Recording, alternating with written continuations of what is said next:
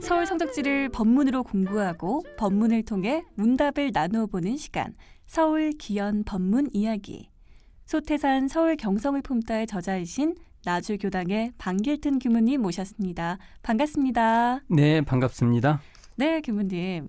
자, 오늘은 또 어떤 이야기를 할지 궁금해지는데 양주 송추에 있던 황정신행 선제님의 별장에 대해서 말씀해 주시기로 하셨네요. 황정신행님 하면 거의 매주 우리 교무님의 이야기를 들을 때마다 한 번씩 나오시는 분이에요. 황정신행 선지님. 당시가 일제강점기인데 우리 선지님께서 어떻게 일제 수탈을 피해서 이 별장도 가질 수 있었는지 궁금해져요, 교무님. 이 황정신행님은 네. 그러니까 그 당대에 신여성이에요. 신여성. 네, 그러니까 이화여전을 나왔고 이화여전 나오기 전에 벌써 그 만주에서 또 학교를 다녔고요. 야, 만주 집안 쪽. 자체가 약간 재력가 신여성 집안. 그러지는 않고 이렇게 본인의 스스로의 노력으로 그래서 일반적인 사람분은 아니에요. 대단하시네요. 지금 태어나셨으면 우리 눈에 TV에 계속 보이실 분일 거예요. TV에 늘 우리가 볼 수 있는 분 중 그러한 정도의 역량이 계신 분이라 생각하면 맞아요. 큰 역량을 가지신 분. 그런데 이분이 그 당대 때 어린이 쉽게 말해서 그게 뭡니까? 유치원 보육교사 출신이세요. 그 당대 갖고 이화여전 전문학교 보육과 유치 보육 사범과 나오셔서 거기를 나오신 거예요. 거기를. 그래가지고 그 당대 불교계 그 유치원이었던 화강 유치원을 오랫동안 운영하시면서 네네. 교사 활동을 그런 와중에 이 남편 되는 강익하라는 분인데 이분이 경성 8대 부자라는 말이 있을 정도인데 이분이 그 만주에 있을 때부터 쉽게 말해서 연애를 걸어오신 거예요. 우리 또 황정신행 선생님께 한눈에 반하셨구나. 뭔가 이제 보아도 사람이 눈에 튀인 거예요. 네. 이렇게 갖고 이 과정이 한 8년간을 이렇게 해서 결국은 결혼을 하게 됩니다. 그렇군요. 이런 와중이 있었기 때문에 이 강익하라는 분이 처음에는 법대 출신이에요. 경성 법학전문대학교 출신이고요. 이분이 나중에 그냥 사업적으로 돌아서서 근데 왜 그러냐면 이분이 해외 지방법원에 서기도 할 때 아마 만났던 것 같아요. 거기서 보신 것 같아요. 근데 그러다가 이제 사업으로 돌아서요. 그래가지고 하여간 사업에서 승승장구를 하시게 되는 것이죠. 그때 당대. 그래서 일제시대 때 사업가로서 성공하시는 건데 원래 또 팔타오님 자체에 또 그 재산이 있었고요. 이러면서 이분 팔타오님께서 서울 지금은 경기도죠. 옛날으로 말하면 다 걸어서 갈 수밖에 없는 땅이래요. 이제 길이 없어요. 요즘으로는 그런 길이 없는 땅은 누가 천신을 안 하잖아요. 인기가 없죠. 그런 땅을 많이 구입하셨던 거예요. 외진 땅들을 또 그런데 또 재미 붙이셨나 또 이제 그 외진 땅들 많이 이제 했는데 그게 나중에 이곳이 이제 거의 정리가 되는데 그중 하나가 지금 이게 송추에 있는 이 황정신행 별장입니다. 우리 팔타오님의 별장. 지금 생각하고 좀 달라요. 지금 별장 가면 이렇게 뭔가 편하고 막 그런 곳이잖아요. 휴가 갈 수 있는 곳, 몸을 쉴 수 있는 곳. 근데 상당히 어려워요, 가기가. 정말 외진 곳에 있나 보군요. 근데 교통이 너무 불편하니까. 거의 다리로 어느 일정한 거리만 교통편을 이용해도 걸어가야 돼요. 근데 이곳에 대종사님 한번 메시고 간 거예요. 이게 이제 그러니까 구술 자료에 있는 거예요. 팔타오님, 황정신행님께서 이런 일이 있었다. 그러면 대충 보면 우리가 이제 초창기에 대종사님이 기록을 많이 남겨요.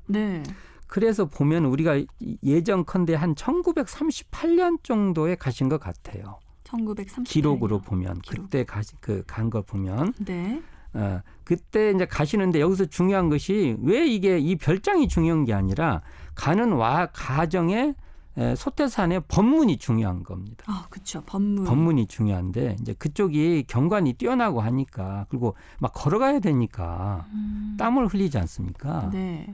그 땀을 흘리면서나 또 대종산을 메시고 이렇게 가니까 또 이렇게 좀 민망하고 하니까 솔잎을 우리가 어디 가서 할 말 없고 그러면 솔잎을 뜯고 가잖아요. 그러니까 할 게 없으면 할 뭐 게 그냥 없으니까. 손이라도 뭐 가만히 두지 못하고. 그 뭐라도 이제 이렇게 네. 하잖아요. 그러니까 대종사님께서 왜 솔잎을 뜯냐고 그걸. 왜 뜯냐. 왜냐면 그 우리 그 동포군에 보면은 아, 맞아요. 그 초목 금수 초목도 네. 이렇게 연고 없이 그 뜯으면 안 되죠. 예, 연고 없이 그게 하지 말라고 나오잖아요. 네. 그 말씀을 이제 뜯지 말라 이렇게 얘기를 하는 거예요.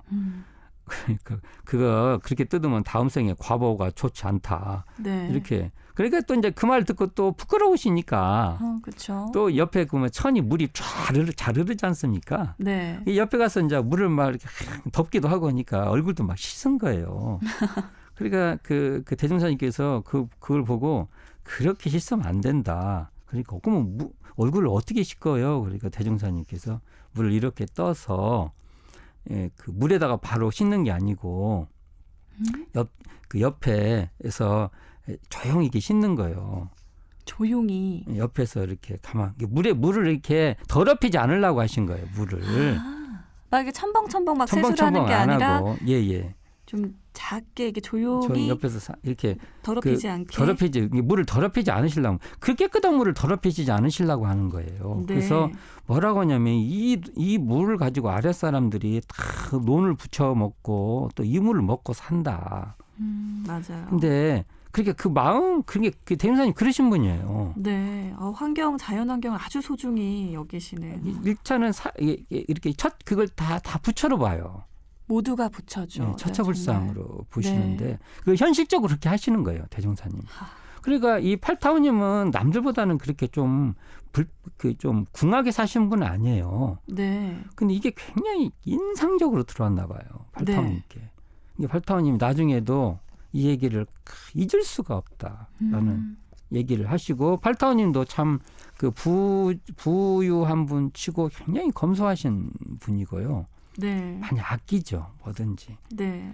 이런 법문은 우리가 지금도 생각해 볼 필요가 있고요. 네. 우리가 꼭 남아서 아끼는 것도 아니고 뭐 없어서 아끼는 것도 아니고요. 이건 대종사님께서는 없으니까 아낀다 이런 것도 아니에요. 자연스럽게 생활 네. 가운데. 모든 것이 부처니까 자기가 그걸 만나는 인연들은 내가 그것을 함부로 할 수가 없는 겁니다. 네. 그러니까 최대한 나하고 인연된 것은 내가 존중하고 아끼고 아껴주는 거. 우리가 옛날에는 사랑한다는 말이 뭐라 한다고 했어요? 사랑한다는 말이요? 예. 뭐라고 하죠? 옛날에는 아낀다고 했어요. 아, 정말요? 예. 와. 이게 자네를 아낀다. 어. 우리는 아낀다고 하면 요즘 전략한다는 말밖에 사용 안 하잖아요. 좀 많이 아껴 이런 말을 별로 안 쓰는 것 같아요. 옛날에는 그것이 사랑한다는 말이었어요. 음. 그러니까 아낀다는 말은 그것을 요즘식으로 말하면 사랑한다는 거예요. 저는 사랑한다는 말보다 아낀다는 말이 더 좋은 것 같아요. 저도 이 어감 느낌을 알고 나니 아낀다는 말이 굉장히 굉장히 그 사람을 존중하면서 또 여러 가지 감정이 다 있어요. 대임사님은 그래서 솔잎도 아끼고 사랑하는 거죠. 네. 물도 사랑하는 거죠. 왜요? 그 물은 나만 쓰는 게 아니에요. 우리 모두가 함께 쓰는. 예. 이런 건. 그러니까 이 말에 팔타오님 같은 분은 부족한 것뿐이 없으신 분이 이 법문을 진짜 잊을 수 없다는 것이 중요한 거예요. 감화되신 거죠. 네, 중요한 겁니다. 이 길이 있어요. 이 길이 우리가 우의령에서 공룡천으로 가는 그 물길이 쭉 있어요. 네. 이 길을 가면은 반드시 이 법문을 우리도 한번 세수도 해보면서 솔잎은 따지 말고 네. 솔잎을 보면서 금수초목 따지 말고 네, 한번 해치지 말고 이렇게 한번 가보실 필요가 있다고 봅니다. 네. 또 질문 하나 드릴게요. 우리 대산종사님께서도 이 별장에 머무시면서 건강을 회복했다고 하시죠. 네. 이 우의령에서 공룡천으로 지나가는 이 물길 말씀해 주셨다시피 상상만 해도 굉장히 좋은 환경일 지금도 좋아요. 것 같은데 얼마나 깨끗하고 건강에 좋은 환경이었는지. 옛날에는 엄청 좋았겠죠. 옛날에는. 근데 지금도 좋아요. 지금은 아마 그쪽에 이 별장 갖고 계신 분들은 참 그 좋은 자리에 이제 잡고 있는 거죠. 근데 옛날에는 정말 그 할 수 없이 가는 곳이에요. 사실은 거기서 쉰다는 것은 너무 외졌으니까 안 가죠. 누가 가려고 해요. 가는 길도 힘들고. 그렇죠. 근데 이제 말 그대로 편찮으시니까 요양차 지금 도남동 회관에서 요양하고 계셔서 폐결핵. 그러니까 동료가 폐결핵이 걸리니까 간호하시다가 다들 간호하지 말라고 하는데 동료를 어떻게 그냥 두냐고. 그러면서 대산종사님이 간호하시다가 또 그게 옮겨요. 전염되셨어요. 이게 참 일반 사람들이 하기 어려운 그 행동이죠. 누가 합니까? 근데 어떻게 내버려 두냐고. 그래서 하다가 결핵이 옮겨요. 그래서 도남동 회관 쪽에서 서울 쪽에 뭔가 이렇게 금세나 두산 송도성 종사님이 참 신경을 엄청 써요. 그러다가 안 되니까 이 팔타오님께서 여기보다 저 환경이 더 좋은 곳에 가 계시면 당신이 챙기겠다 해서 가시는데 여기서도 이제 대산종사님께서 다 놓아버리고 일체를 놓아버리고 정말 잘 걷지도 못할 상황에서 조금씩 그때 그 말씀 하시더라고요. 조금도 못 걸었대요. 근데 정말요? 여기서 이만큼 걷고 그 다음 날 저만큼 걷고 그 다음 저만큼 걷다가 나중에는 이제 거기 보면 진달래가 막 피면 정말 아름다운가 봐요. 울창하게 쫙 피는군요. 야생 진달래들이 쫙 피나 봐요. 그러면 진달래 동산이 그래서 진달래가 많은 데를 진달래 동산이라고도 합니다. 그쪽이. 근데 그쪽도 기도하고 또 이렇게 돌아다니면서 이렇게